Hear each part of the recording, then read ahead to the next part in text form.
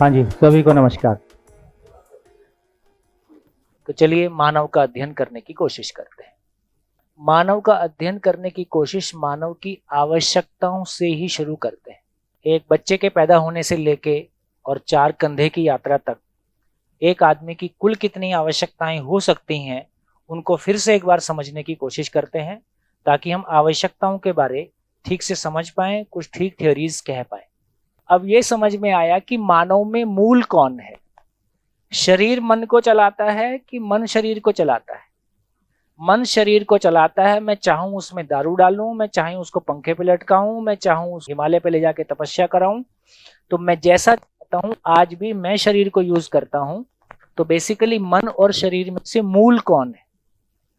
तो मन मूल है। तो यदि मानव की मूल आवश्यकता की बात करेंगे तो किसकी आवश्यकता की बात करेंगे? मन की आवश्यकता की बात करेंगे। तो रोटी कपड़ा मकान किसकी आवश्यकता है? शरीर की। और मन की आवश्यकता क्या है? सुख, समाधान।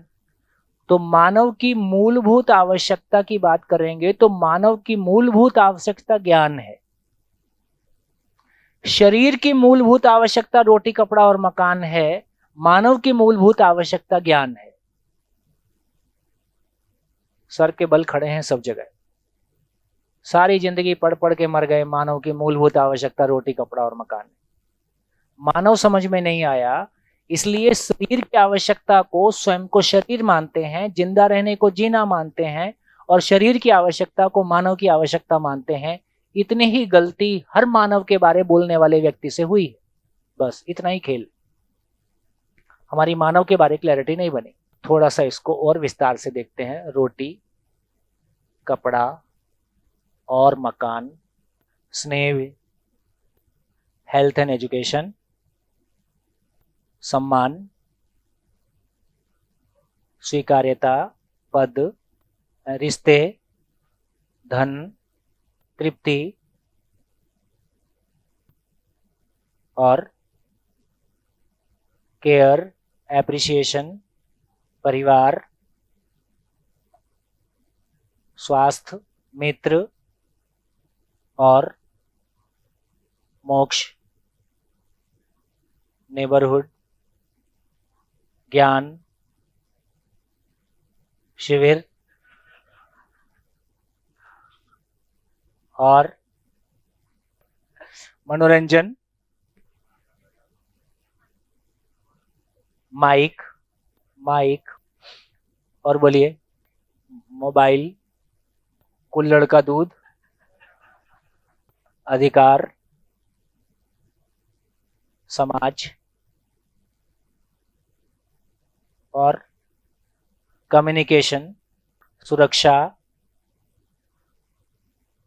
विकास, पर्यावरण, खुशी, शादी, मोक्ष हो गया है, सौहार्द, संस्कार, उत्सव, आस्था और औलाद, समझ, बल, हाँ सुख भी लिख दो, शांति भी लिख दो, संतोष भी लिख दो, आनंद भी लिख दो, समानता, नींद, सच्चाई, समाज हो गया तो हो गया भयमुक्त शिकायत मुक्त। हाँ जी। और सत्ता, व्यवस्था, जिज्ञासा तो बाय नेचर है ही है। हाँ, अवसर, तर्क। तो लगभग लगभग मेरे को लगता है ये शब्द गिनेंगे तो 50 के आसपास होंगे। 50 करने के बाद फिर आप रिपीट करने लगते हैं। तो लगभग देखेंगे तो आवश्यकता के रूप में ऐसे हम कुछ आवश्यकताएं बोलते हैं। अब आपने ही बोर्ड पे लिखा है, इन आवश्यकताओं पे ध्यान दीजिए।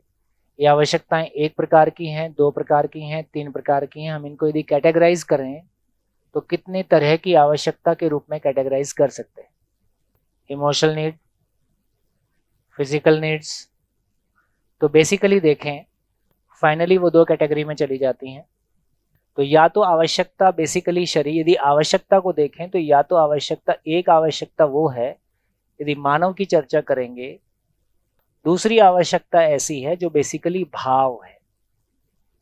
यदि ऐसा हम देखेंगे तो रोटी भौतिक, कपड़ा भौतिक, मकान भौतिक, स्नेह, हेल्थ, एजुकेशन। अभी जो एजुकेशन है वो किस काम के लिए है? वो भौतिक है, तो जिंदा रहने के अर्थ में है इसलिए भौतिक है, लेकिन अपेक्षा ये है कि इसमें जीने की शिक्षा भी हो, ये क्वेश्चन मार्क है। सम्मान, स्वीकार्यता, पद, रिश्ते, धन, तृप्ति, केयर।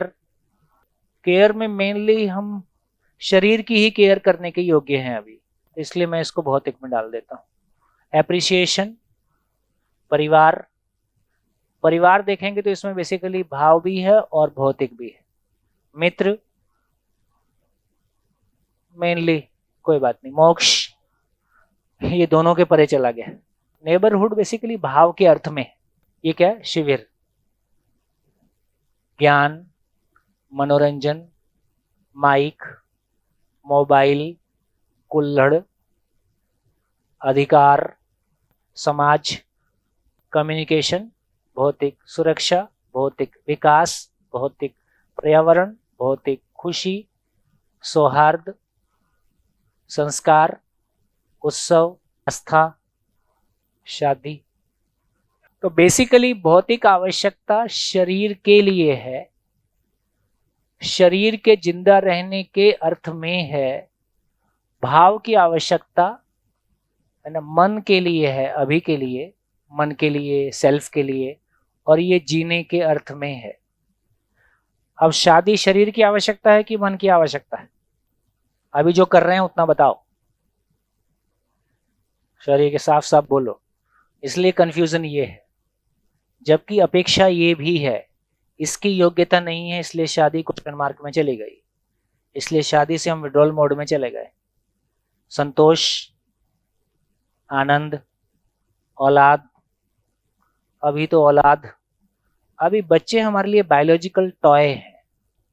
जब तक खेले मेरे पास, रोए तो बाई के पास।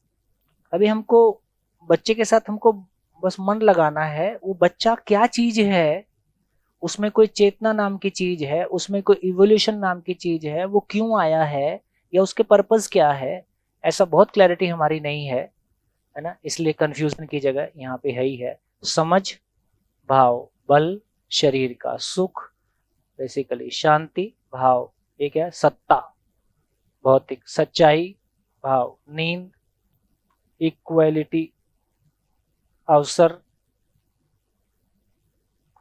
तर्क, जिज्ञासा, व्यवस्था। व्यवस्था मेनली भौतिक अर्थ में होती है। अब ये हमारी एक क्लैरिटी हो गई। अब हम कुछ भी नाम लें पूरे संसार में, या तो वो मेरे शरीर की आवश्यकता है या मेरे वो भाव की आवश्यकता है। कुछ भी आवश्यकता की बात करें, देखो छोटी बुक्स में हम इसको डिफरेंशिएट करते हैं, नीड्स को डिफरेंशिएट करते हैं। छोटी क्लासेस में क्या करते हैं? प्राइमरी नीड, और क्या बोलते हैं?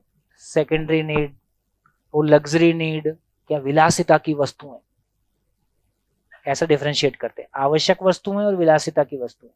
अब ये बताइए कि विलासिता की वस्तुओं में क्या आएगा? अब ये मोबाइल विलासिता में आएगा कि आवश्यक में आएगा?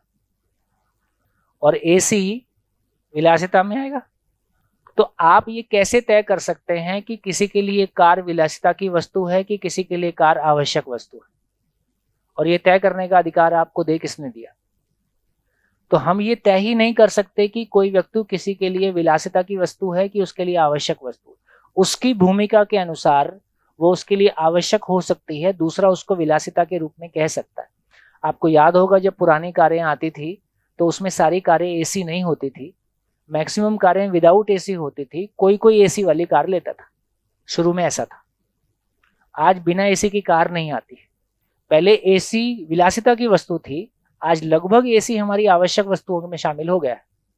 तो इसका मतलब है कि जैसे जैसे समाज के पास पैसे आए हैं वैसे वैसे बहुत सारी चीजें जिनको कल तक हम अफोर्ड नहीं कर पा रहे थे, इसका मतलब विलासिता थी, आज अफोर्ड कर पा रहे हैं तो इसका मतलब आवश्यक हो गया। तो हम डिफरेंशिएट नहीं कर सकते, ये आधार ठीक नहीं है, मैं ये कहना चाहता हूँ। कौन डिसाइड करेगा कि कौन चीज विलासिता की बोलें कि कौन चीज आवश्यक बोले? तो मेरे को लगता है कि सार्वभौम आधार आवश्यकताओं को डिफाइन करने का ये है कि या तो कुछ वस्तुएं भौतिक हैं या तो कुछ वस्तुएं भाव हैं, ये शाश्वत है। हमेशा बना ही रहेगा, किसी भी काल में, किसी भी देश में। और ये बिल्कुल क्लियर है। इससे ये समझ में आया कि भौतिक वस्तुओं के साथ जिंदा रहना होता है, भावपूर्वक ही जीना होता है। वस्तुओं के साथ जीना नहीं होता है। वस्तुओं के साथ जिंदा रहने के काम ही आती हैं।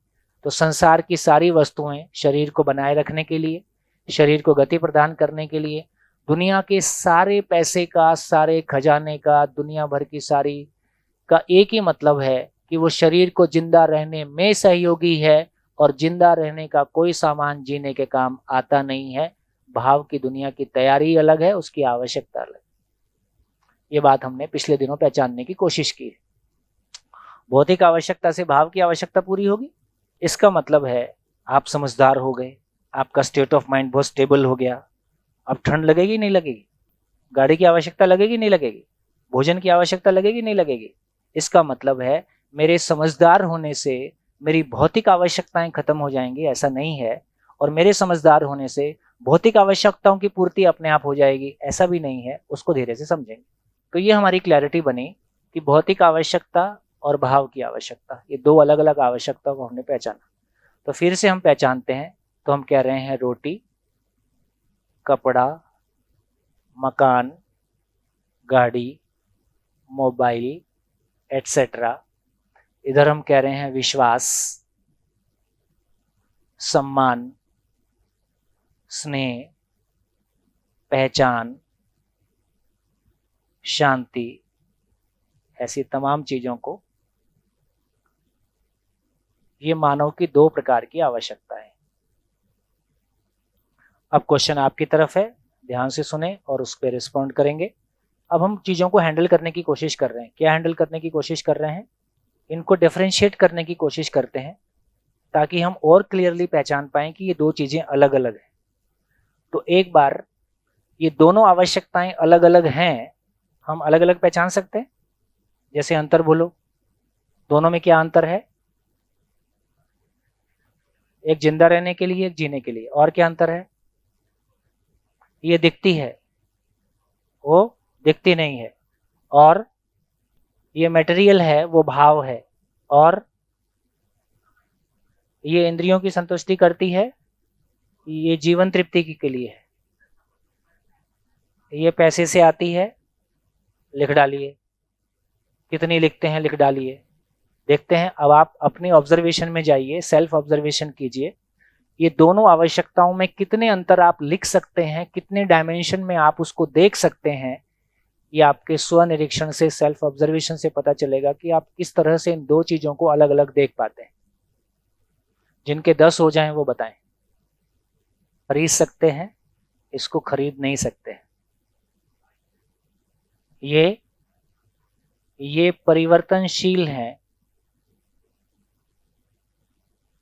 ये शाश्वत है। इनको मापा जा सकता है, इनकी माप है, ये सभी निरंतर है। नॉन रेप्लिकेबल मतलब रिसोर्स लिमिटेड कहाँ है? आवर्तनशील, उससे जो साइक्लिक प्रोसेस है। पानी समुद्र में जितना है, हवा में उड़ेगा, पहाड़ पे आएगा, नीचे जाएगा, फिर आएगा, फिर आएगा। अब वो सीमित कहाँ हो गया? अब आवश्यकता के लिए वो साइक्लिक प्रोसेस में आने की वजह से वो हमेशा के लिए हो गया। तो आप किस सेंस में कह रहे हो, मैं उस सेंस को समझने के लिए कह रहा हूं। ये शरीर के लिए है और ये मन के लिए है। ये दृष्टि गोचर है, ये ज्ञान गोचर है। इसमें कंपैरिजन है, इसमें कम अधिक, वो सब देखो। एक बात समझने की है, यहां हम मानवीय समस्याओं की बात नहीं कर रहे हैं। Naturally these two realities are different. वो जो डिफरेंस है, नेचुरल डिफरेंस है, उसको हम पहचानने की कोशिश कर रहे हैं। ये समाप्त हो सकते हैं। तो इनका होना सीमित है, इनकी मात्रा सीमित है, इनकी मात्रा होना असीम है, निरंतर है।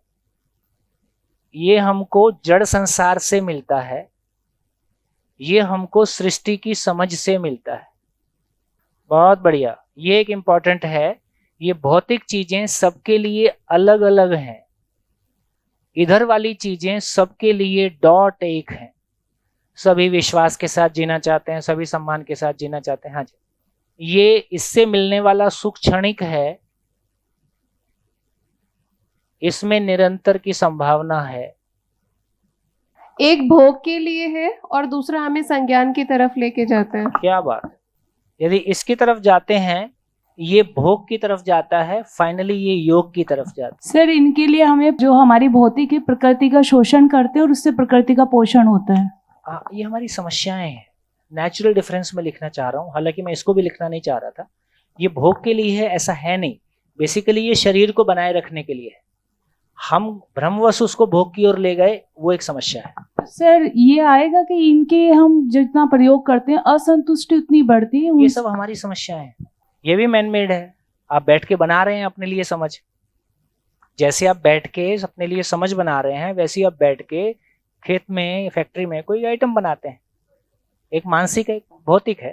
डेप्रिशिएशन होता है, ये परिवर्तनशील है, वो शाश्वत है, उस सेंस में आ गया।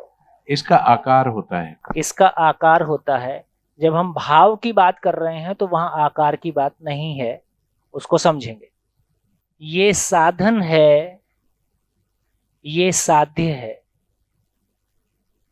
गुड। ये सुविधा है, ये सुख। देखो, ये भी जैसे अलग अलग है, इसकी आवश्यकता सामयिक है,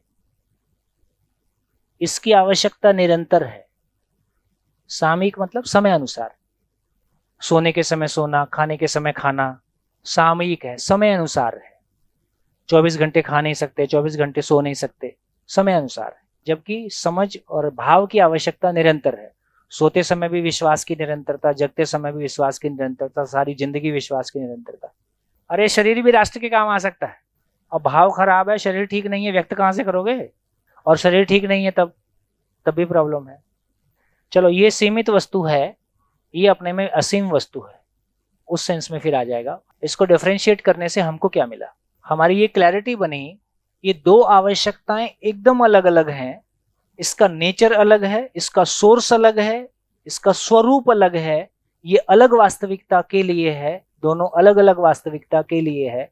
और एक से दूसरे की पूर्ति नहीं हो सकती, दूसरे से पहले की पूर्ति नहीं हो सकती। ये दो अलग अलग चीजें। भाव से भौतिक वस्तु पैदा नहीं हो सकता। मैं सुबह से शाम तक बोलता हूं और कई साल से बोल रहा हूं, बोलते बोलते शाम हो गई हो और गाड़ी प्रकट हो गई हो और टेबल प्रकट हो गई हो, ऐसा कुछ नहीं हुआ। तो आपके बोलने से भी वस्तु कोई नहीं बनती। तो इसका मतलब यह हुआ कि हमारे बोलने से कोई वस्तु पैदा नहीं हो रही।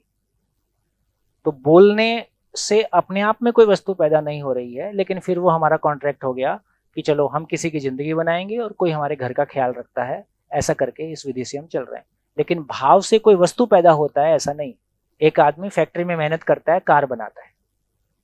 तो बेसिकली हम जितने लोग शिक्षा में लगे हैं, हम जितने लोग व्यवस्था में लगे हैं, हम सबकी जिम्मेदारी समाज ने ले रखी है कि आप शिक्षा का, व्यवस्था का काम करो, आपके घर हम चलाएंगे और आप समाज में हम सेफ बने रहें। इसके लिए सारी व्यवस्था और सारी शिक्षा और तमाम सिस्टम काम करते हैं। इकोनॉमिक्स वाले हों और पहली बार शिविर कर रहे हों, वो माइक ले लें। तो थोड़ी सी बात करेंगे, धीरे धीरे समझने की कोशिश करते हैं। कितने प्रतिशत लोग ये मानते हैं कि हम वस्तुओं को खरीदते हैं? 100%। जब खरीदते हैं तो उसके साथ हमारा क्या भाव बाय डिफॉल्ट जुड़ जाता है? खरीदने का मतलब क्या सेंस उसके साथ में आ जाता है? ओनरशिप। ओनरशिप के साथ में और क्या आ जाता है? मैं कैसे भी यूज करूं, मेरी चीज, उसको दुरुपयोग करूं कि सदुपयोग करूं, ये मेरा माइंडसेट है। ये सब उसके साथ में आता है। अब थोड़ा चर्चा करते हैं। इससे पेट्रोल पे काफी चर्चा देश में हो रही है, लगातार होती रहती है। तो मान लीजिए पेट्रोल 100 रुपया लीटर है। 1 लीटर पेट्रोल लेता हूं और 100 रुपया पे करता हूं, तो एक्चुअली मैंने पेट्रोल के लिए कितना दिया है? क्योंकि आप इकोनॉमिक्स वाले हो, आपको पता है कॉस्टिंग कैसे की जाती है। 50-50। जैसे 50 में क्या निकाल दिया? 50 का सामान है, 50 टैक्सीज है। 50 टैक्सेस। तो मान लीजिए स्टेट और सेंट्रल मिला के हमने 50 टैक्सेस निकाल दिया। अब बचा 50 रुपये जी। तो 50 रुपए में से मैंने एक्चुअली पेट्रोल के लिए क्या दिया? और कुछ कम कर सकते हैं? नहीं, 50 दिया। नहीं, कॉस्टिंग तो और कैसे आती है? कुछ और भी आएगा कॉस्टिंग में? नहीं, प्रॉफिट भी है उसमें। प्रॉफिट भी है, तो प्रॉफिट कम कर दो। 45 डीलर का प्रॉफिट 45 है ना, 45 है ना, तो प्रॉफिट कम कर दिया। अब प्रॉफिट जो है पेट्रोल पंप वाले का और सबका। बीच में सबका मिला के तो 45 आ गया। जी 45 में से एक्चुअली मैंने पेट्रोल के लिए कितना दिया? कुछ और कम हो सकता है, कुछ और कम हो सकता है। नहीं ट्रांसपोर्टेशन, रिफाइनिंग कितना कम कर दें? 5 और कम हो सकते हैं। बड़ी कंजूसी से कम कर नहीं दें। नहीं एक्चुअली कॉस्ट जो है वो 35 रुपीज के आसपास पड़ती है, जो एक्चुअल में पड़ती है। नहीं 35 में भी क्या क्या जुड़ा हुआ है? नहीं 35 और फिर- वो रिफाइनिंग वगैरह तो 35 में जुड़ा हुआ होगा। नहीं नहीं इतना है नहीं नहीं। चलो मान लो 40 हो गया, ठीक है। 35 40 में क्या निकाल दिया? रिफाइनिंग निकाल दिया, ट्रांसपोर्ट निकाल दिया, जी। ठीक हो गया। 40 में से एक्चुअली पेट्रोल के लिए कितना दिया? 40 में से एक्चुअली पेट्रोल के लिए कितना दिया? नहीं कुछ- अगर हम आज की बात करें तो 35 पर लीटर हमें पड़ता है पेट्रोल। 35। तो 35 किसको देते हैं? 35 मतलब कैसे निकालते हैं? क्या 35 जो है वो जो हमें मिलता है, जो लास्ट में जो जिससे हम लेते हैं, या जिससे ईरान हम- से लेते हो। तो जिससे या रसिया ईरान से हम लेते हैं तो ईरान का उसमें जो कुएं से निकालने का खर्चा है वो तो शामिल हो गया ना। कुएं से तो ईरान ने निकाला, ईरान से हमें मिलते हैं तो 35 में मिलते हैं। 35 में, तो 35 में कुएं से निकालने का खर्चा शामिल है ना, हाँ जी तो उसको भी निकाल दीजिए। तो वो पता नहीं कितना लगता है जी, उसके मान लो बारे में 5 रुपए, आपने तो 5 कम करने की आदत है जी। ना। तो 30 हो सकता है 30 हो सकता है, जी। 30 हो सकता है। वो बहुत सारी रिसर्च करते हैं, जगह जगह कुएं खोद के देखते हैं, वो सब तो 5 पर कम कर देते हैं। 25 कर लें। 25 आ गए, हाँ वो भी तो टैक्स लगाए होंगे, 5 और कम कर देते हैं। कितना हो गया? 20 पे आ गए। ओ आपसे बात ही नहीं हो रही है। तो फाइनली 20 आ गया। जी। तो 20 में से एक्चुअली पेट्रोल के लिए कितना दिया? नहीं एक बार जो है अमेरिका ने दिया था ये कि ले जाओ जिसको लेना है, $10 और ले लीजिए, $10। हम देंगे पर बैरल। अच्छा, माइनस में आ गया था, -10। अच्छा उसको वो प्रॉब्लम रख रखाव की प्रॉब्लम हो गई, -10 पे दे रहा था। -10 पे दे रहा था। हाँ वो कोरोना तो- काल के वक्त में अच्छा 20 में 2020 में -$10 प्राइस चल हाँ, रही वो तो एक इमरजेंसी की स्थिति आ गई थी। भाई, जैसे किसान के पास भी टमाटर इतना हो गया, रेट कम हो गया और सड़क पे फेंक के आ जाता है। नहीं, वो गुस्सा था किसान का। नहीं गुस्सा नहीं, कभी उसको फेंकना पड़ता है, आग लगानी पड़ती है, क्योंकि वो क्या करे, ट्रांसपोर्टेशन का खर्चा एक्स्ट्रा आएगा जी। और कोई लेके जा नहीं रहा है। वो तो एक इमरजेंसी की स्थिति हो गई, लेकिन सामान्य स्थितियों में हम 20 पे आ गए। जी 20 में से और क्या कम हो सकता है? नहीं वो आ तो गया निकाल ना। दिया पहले, खुदाई उदाई का सब कुछ निकाल दिया। सब निकाल दिया। तो इससे ये समझ में आया, तो अब हम फिर ये बात कर सकते हैं, जिस कुएं से पेट्रोल निकाला उसमें वापस क्या डाला? कुछ नहीं। तो ये 20 रुपया किसकी जेब में गया? ईरान की जेब में गया, ठीक है। तो एक्चुअली पेट्रोल के लिए हमने क्या पे किया? सही अर्थों में देखें तो नेचर को हमने वापस कुछ नहीं दिया।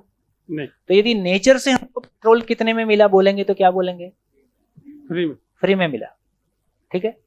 तो नेचर से हमको फ्री ऑफ कॉस्ट कोई चीज मिली है, फिर उसमें देश का टैक्स लगा लो, कि बीच के बिचौलिए लगा लो, कि किसी का प्रॉफिट लगा लो, कि खुदाई लगा लो, कि रिफाइनरी लगा लो, कि ट्रांसपोर्टेशन लगा लो, जो मर्जी जोड़ते जाओ। नेचर से जो चीज हमने पाई वो फ्री ऑफ कॉस्ट पाई। तो बेसिकली मैंने जब 100 रुपया दुकान पे दिया, पेट्रोल पंप वाले को 100 रुपया दिया, तो 100 रुपये मैंने पेट्रोल के लिए दिया, या 1 लीटर पेट्रोल को निकाल के साफ करके मेरे घर तक पहुंचाने में लगा मानव श्रम दिया। तो 100 रुपया पेट्रोल की कॉस्ट है, कि 1 लीटर पेट्रोल को निकाल के साफ करके मेरे घर तक पहुंचाने में लगे लोगों के घर का चूल्हा जलता रहे, उनके घर चलते रहे। तो बेसिकली मैंने पेट्रोल का दिया है कि मानव श्रम का दिया है? मानव श्रम का। मैंने वस्तु का पेमेंट किया है कि मानव श्रम का पेमेंट किया है? मैंने 100 के 100 रुपए मानव श्रम का पेमेंट किया है, वस्तु फ्री ऑफ कॉस्ट। तो 25 लाख रुपया किसकी जेब में गया? जमीन से उस लोहे को रॉ फॉर्म में निकाल के साफ करके लोहा बना के कार की शेप देने में जितने लोगों का श्रम लगा है, तो 25 लाख रुपया कार की कीमत है कि कार बनाने में लगा मानव श्रम है? मानव श्रम। तो मैंने 25 लाख रुपए दिया, तो मैंने बेसिकली मानव श्रम के लिए पैसा दिया, कि कार में लगा जो नेचुरल रिसोर्स है उसके लिए, वस्तु के लिए मैंने कुछ नहीं दिया। तो एज सच कार का मटेरियल फ्री ऑफ कॉस्ट,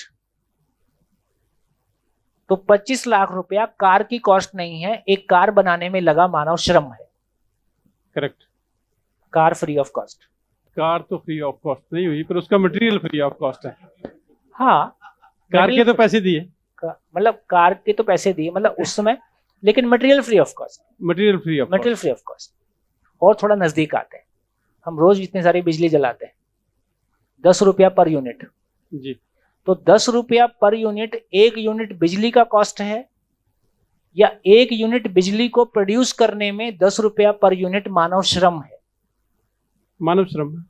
यदि थर्मल पावर प्लांट से बिजली आ रही है तो जिस कोयला और पानी को यूज करके बिजली बनी, उसके लिए हमने क्या पे किया? उसके लिए तो कुछ नहीं किया, खत्म हो गया, 0। तो जब हम 1 यूनिट बिजली यूज कर रहे हैं तो हम मटेरियल के रूप में कोयला और पानी का कुछ भी पे नहीं कर रहे हैं, वो नेचर से फ्री ऑफ कॉस्ट ले रहे हैं। राइट। 1 यूनिट बिजली को प्रोड्यूस करने में जो मानव श्रम लगा, उसका मतलब 10 रुपया पर यूनिट है। इसलिए 10 रुपया पर यूनिट मानव श्रम है, बिजली वस्तु के रूप में फ्री ऑफ कॉस्ट। आपने एक शर्ट खरीदी,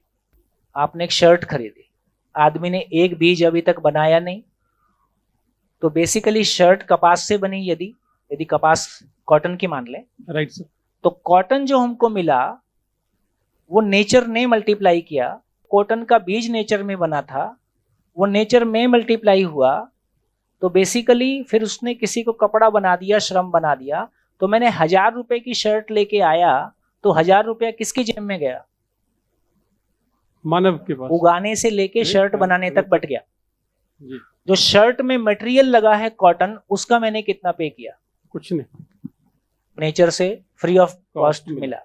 तो आज तक हमने वस्तु खरीदी कि मानव का श्रम एक्सचेंज किया। इसलिए इंग्लिश में एक्सचेंज शब्द अच्छा है ना, हम एक्सचेंज करते हैं। तो हमने आज तक मानव के श्रम को एक्सचेंज किया है। वस्तु कोई खरीदी हो, उसका नाम बताइए। आपने 1 एकड़ जमीन खरीदी, तो जमीन वहीं रहती है, आपके पीछे चल के आ जाती है? वही है, वहीं रहती है, पहले भी वहीं थी, वहीं रहेगी। तो 1 एकड़ जमीन खरीदी तो क्या खरीद लिया? कागज। राइट।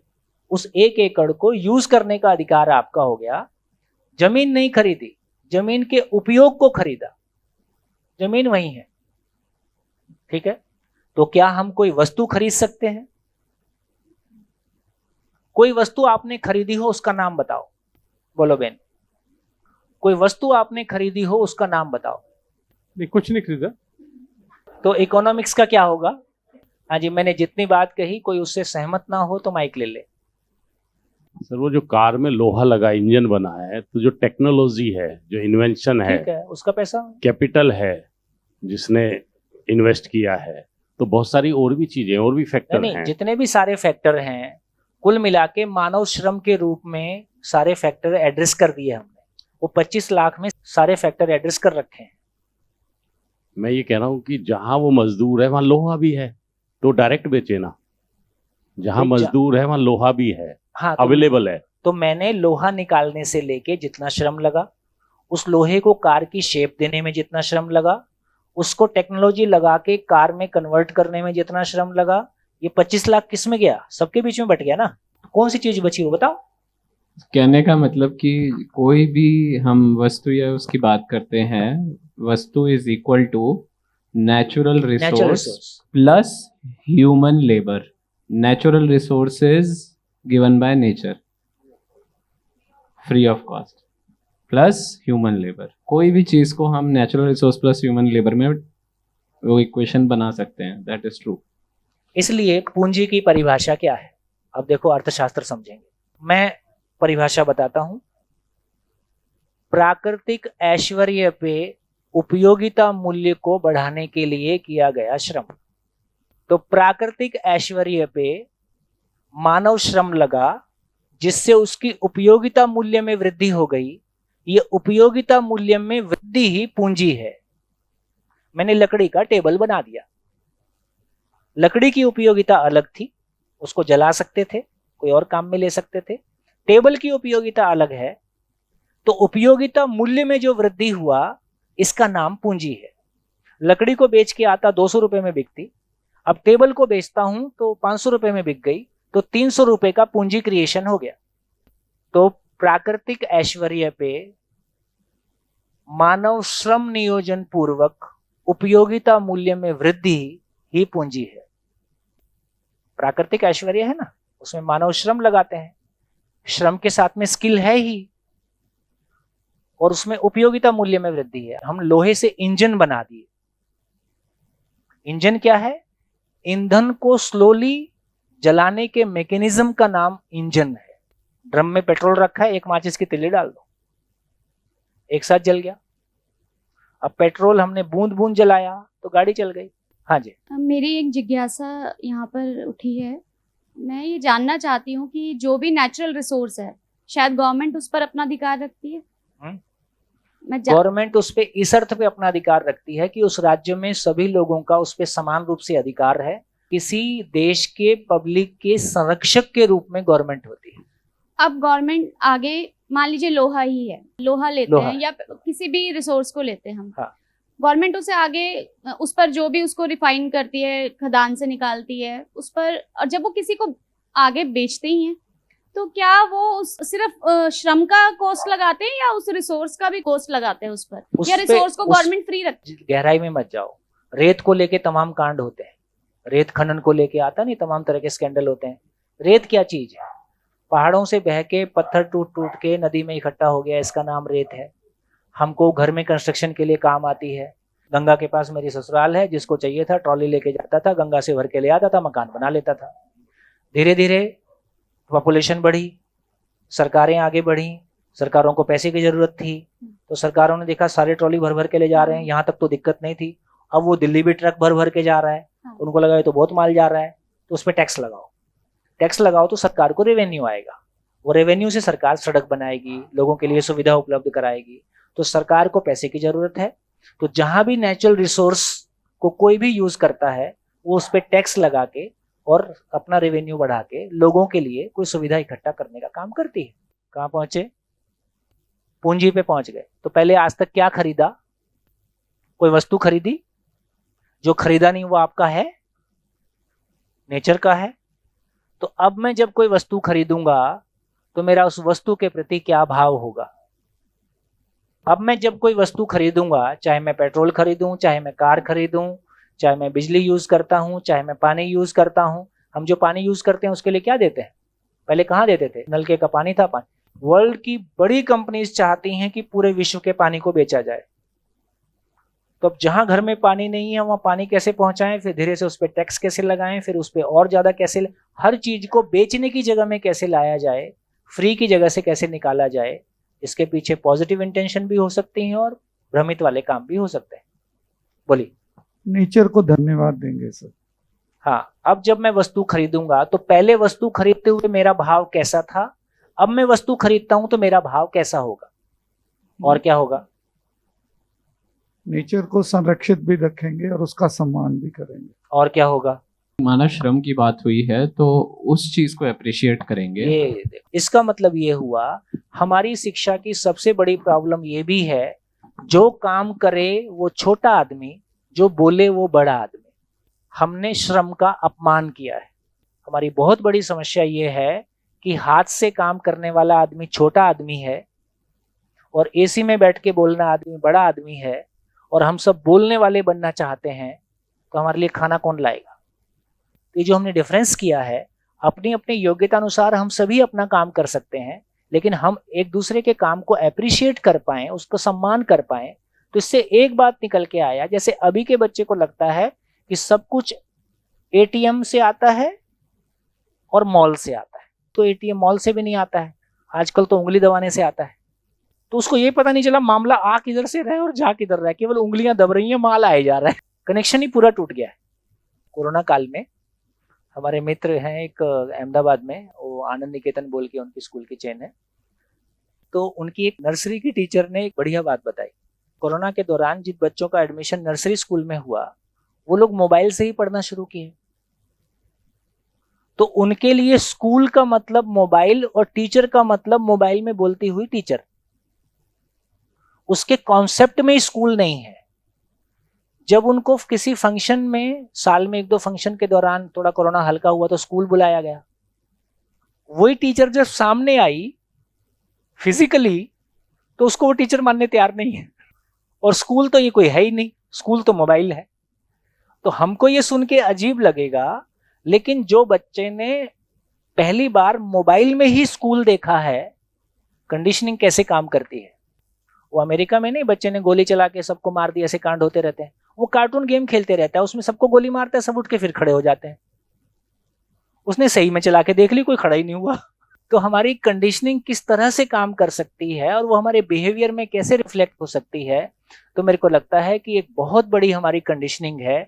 मैंने पैसा दिया है तो उसके साथ अहंकार, पोजेशन और दुरुपयोग करने का अधिकार साथ में आता है। इसका मतलब है कि इंडिया में एनवायरमेंटल साइंस को पढ़ाने की मजबूरी वहां से आई जब सुप्रीम कोर्ट ने ऑर्डर दिया कि संसार की बदलती हुई परिस्थितियों को ठीक करने के लिए लोगों को एनवायरमेंट साइंस को पढ़ाना जरूरी है। अब ये बताइए, हम एनवायरमेंट साइंस कैसे पढ़ा रहे? मर जाओगे, लुट जाओगे, ये खत्म हो जाएगा, ये खत्म हो जाएगा, इसलिए मत यूज करो। तो भय से समझ में आएगी कोई चीज या संबंध से समझ में आएगी कोई चीज, है ना? तो जब मैं किसी चीज के साथ संबंध को पहचानता हूं, तो संबंध है तो शोषण नहीं है, शोषण है तो संबंध नहीं है। इसका मतलब बच्चे ने स्कूल के साथ संबंध पहचाना नहीं है। बच्चा स्कूल के साथ संबंध को पहचानता, ये किसकी जिम्मेदारी थी? आपका बच्चा तो घर में आपके फैन का गुलाब नहीं बनाता है। तो मैंने अपने घर को अपना माना हुआ है, सरकारी प्रॉपर्टी भड़ास निकालने की जगह है, इसका मतलब उसके साथ मैंने संबंध को नहीं स्वीकारा है। तो यदि हम ये बच्चों को समझा पाए, हम समझ पाए कि आज तक हम पूरी जिंदगी कुछ भी नहीं खरीदते हैं, जो कुछ भी खरीदा है वो मानव का श्रम एक्सचेंज किया है, वस्तु फ्री ऑफ कॉस्ट मिली है, जो चीज हम फ्री ऑफ कॉस्ट यूज करते हैं, तो जिंदगी में ज्यादा वस्तुएं यूज करके ऋणी होके मरे, जिस चीज को हम लौटा नहीं सकते हैं। एक दूसरा एग्जांपल देता हूं। मेरे पिताजी कभी मेरे को एडमिशन कराने ले गए थे इंजीनियरिंग में, तो उनके दोस्त के हम 10 दिन रहे थे। आप अपनी बेटी को एडमिशन कराने मुंबई लेके जाते हो, अपने दोस्त के यहाँ 4 दिन रहते हो, तो दोस्त को खाने पीने का, रहने का पैसा दे सकते हो? नहीं दे सकते।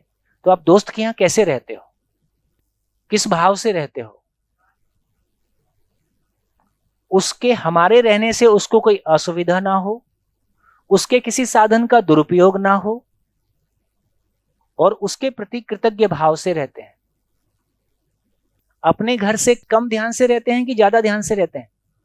ज्यादा ध्यान से रहते हैं। अपने घर में कोई गलती कर दें चलेगा, लेकिन अभी हम दूसरे के घर में हैं, हमको ख्याल रखना है।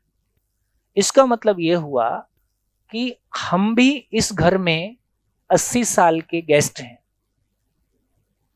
लौटा कुछ नहीं सकते हैं, केवल यूज ही कर सकते हैं। और जिस तरह से एक माँ बाप अपने बच्चों के आने के पहले पूरा घर सजा के रखते हैं ताकि उनको किसी प्रकार की असुविधा ना हो, उस प्रकार से इस मदर अर्थ ने कितने साल मेहनत की है कि मेरा बच्चा आएगा तो उसको नींबू भी लगेगा, अमरूद भी लगेगा, आम भी लगेगा, और उसको फॉरेस्ट्री प्लांट्स भी लगेंगे, और उसको मेडिसिनल प्लांट्स भी लगेंगे, और उसको गाय भी लगेगी, और उसको कुत्ते की जरूरत भी पड़ेगी, और उसको गाय की जरूरत भी पड़ेगी।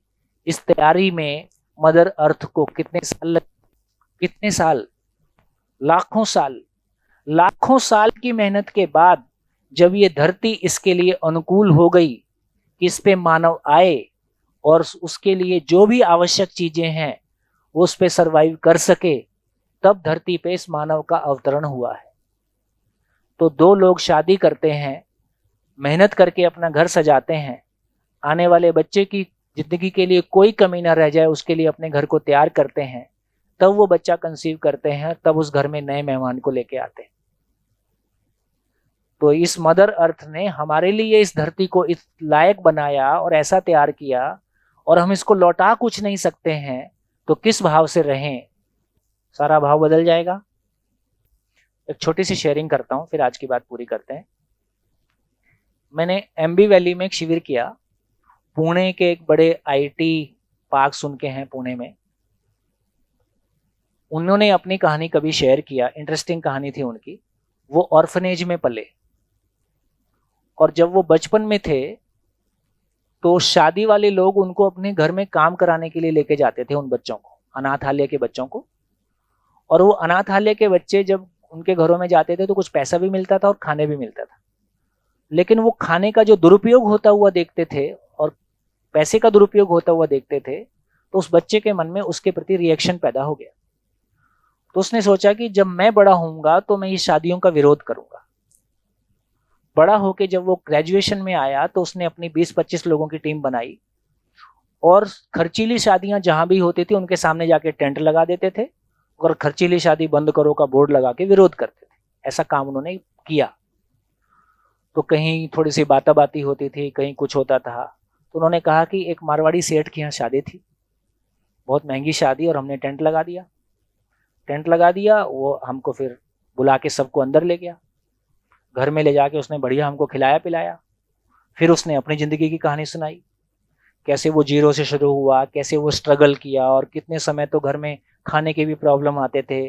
फिर उसका बिजनेस खड़ा हो गया, फिर कोई बहुत अच्छे संयोग बन गए, फिर उसकी इकलौती बेटी है। तो उसने आंख में आंसू भर के बोला कि आज मेरी इकलौती बेटी की शादी है, मैंने ज़िंदगी भर स्ट्रगल करके ये पैसा कमाया, आज मेरी खुशी के दिन आए हैं, तो मैं मेरी बेटी की शादी पे खर्च नहीं करूंगा तो कहाँ करूंगा? तुम्हारी बेटी होती तो तुम क्या करते? बोले उसकी आंखों में आंसू देख के हमारे भी आंसू आ गए और हम चुपचाप उठ के चले आए। हमारा आंदोलन उन आंसुओं में बह गया। ये घटी घटना है। आज वो बहुत बड़े पुणे के आईटी पार्क सुन के हैं और गवर्नमेंट के साथ काफी बड़े लेवल पे फंडिंग इन्वॉल्व करते हैं और काम करते हैं। बोले आज शिविर करके मेरे को समझ में आ रहा है, बोले मैं तो सही था। बोले पैसा बेशक आपका है, वो नेचर का रिसोर्स मिसयूज करने का आपका कोई अधिकार नहीं है, क्योंकि उसको आपने खरीदा नहीं। तो क्या लगता है, भयभीत करके लोगों को समझाएंगे या वो संबंध समझ में आ जाए, वो अपनापन समझ में आ जाए? देखो, एक शर्ट मैं खरीद के लाता हूं और एक शर्ट मेरा कोई चाहने वाला मेरे को गिफ्ट करता है। जब मैं गिफ्ट की हुई शर्ट पहनता हूं तो मेरा भाव कैसा होता है, जब मैं खरीदी हुई चीज पहनता हूं तो मेरा भाव कैसा होता है? कुछ फर्क होता है कि नहीं होता है? होता है। संबंध के कारण एक बेजान चीज में भाव पैदा हो जाता है। हम तो भावपूर्ण चीज को बेजान माने हुए। हम खुद एक भावपूर्ण चीज हैं, लेकिन हम तो भाव शून्य होके जी रहे। ये शिक्षा हमको जाने अनजाने संवेदनहीनता की ओर ले गई। बस मेरा पैसा, मेरी गाड़ी, मेरा घर, मेरा लैपटॉप और मेरा कुत्ता और मेरी बिल्ली, है ना? मानव के साथ जीने का कॉन्फिडेंस घटा है, क्योंकि जी हम अपने साथ भी नहीं रहे हैं, हम वस्तुओं के साथ जीने की कोशिश कर रहे हैं, क्योंकि ना वस्तु समझ में आई है ना मानव समझ में आया है। बढ़िया, धन्यवाद, नमस्कार।